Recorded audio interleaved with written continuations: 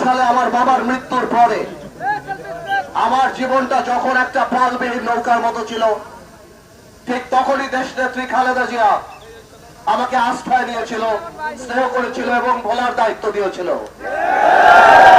সেই সময় হাজার হাজার বিএনপির নেতাকর্মী, বাংলাদেশ জাতীয় পার্টির নেতাকর্মী এবং ভোলার মানুষের দোয়ায়, আস্থায় এবং আমার বাবার প্রতি তাদের যে ভালোবাসা ছিল, আমি সংসদে গিয়েছিলাম।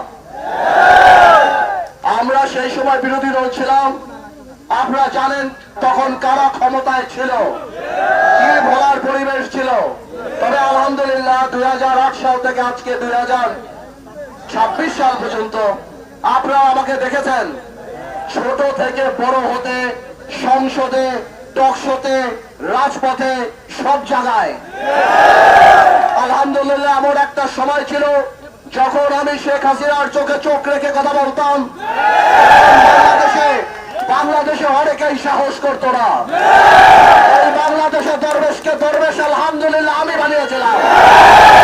এই লোটাস কানাল থেকে আরম্ভ করে বিদ্যুতের যত চুরি, বাংলাদেশে আওয়ামী লীগ সরকার একটা ফেসিস ছিল, সেটা আমি আপনাদের দোয়ায়, আপনাদের ভোলার পার্থ বাংলাদেশে এটা মানুষের মুখে মুখে দিয়ে দিয়েছি। ইনশাআল্লাহ এইবার